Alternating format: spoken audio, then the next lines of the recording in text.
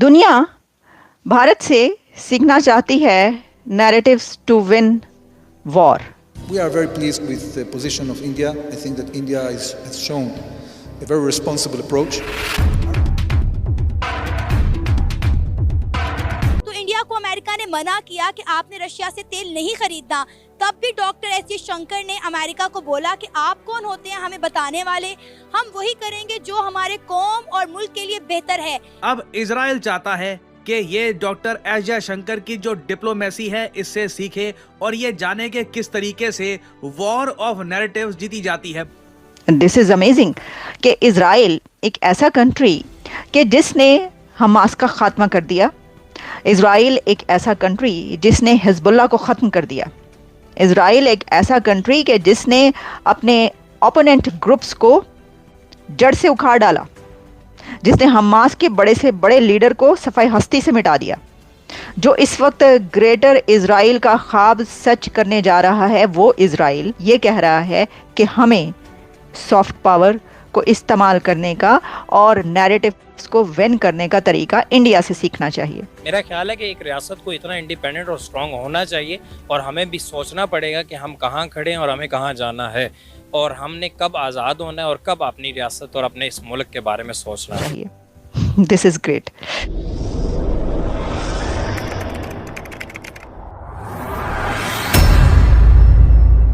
नमस्कार दोस्तों, स्वागत है आपका पाकिस्तान की बर्बादी में। जी हाँ, तो आज की बर्बादी कुछ इस तरह है कि आज दुनिया का हर एक देश भारत की सॉफ्ट पावर और भारत की फॉरेन पॉलिसी सीखना चाहता है, परंतु यहीं पर पाकिस्तान की भीख मांगने वाली सॉफ्ट पावर और IMF और विदेशों में जा जाकर नाक रगड़ने वाली फॉरेन पॉलिसी आज दुनिया का कोई भी देश नहीं सीखना चाहता। जी हाँ, तो खबर कुछ इस तरह है कि इजरायली राजदूत रूबेन अजार इस वक्त भारत में मौजूद हैं और उन्होंने एक प्रेस कॉन्फ्रेंस के दौरान एक बहुत बड़ी स्टेटमेंट दे दी। उन्होंने कहा कि भारत के विदेश मंत्री डॉक्टर जयशंकर की रणनीति और भारत के डिप्लोमेसी फॉरेन पॉलिसी, ऐसी पॉलिसी हम जरूर सीखना चाहेंगे। जी हाँ, और यह एक बहुत बड़ी खबर है। खैर दोस्तों, आपसे छोड़िए, हम पहले पाकिस्तानी मीडिया का रिएक्शन देखते हैं। दिस इज अमेजिंग कि इजराइल एक ऐसा कंट्री कि जिसने हमास का खात्मा कर दिया, इजराइल एक ऐसा कंट्री जिसने हिजबुल्लाह को ख़त्म कर दिया, इजराइल एक ऐसा कंट्री के जिसने अपने ओपोनेंट ग्रुप्स को जड़ से उखाड़ डाला, जिसने हमास के बड़े से बड़े लीडर को सफाई हस्ती से मिटा दिया। जो इस वक्त ग्रेटर इजराइल का ख्वाब सच करने जा रहा है, वो इजराइल जो इस वक्त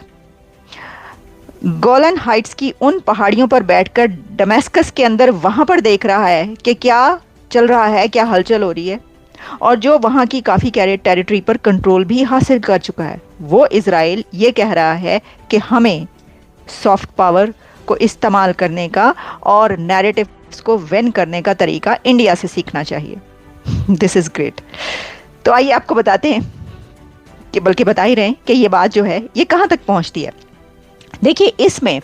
जो इन्वॉय हैं उनके आज़ार, उन्होंने ये बात एक इंटरव्यू के दौरान कही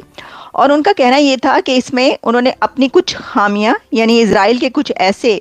स्टेप्स जो उन्होंने लिए, उसको उन्होंने कंडेम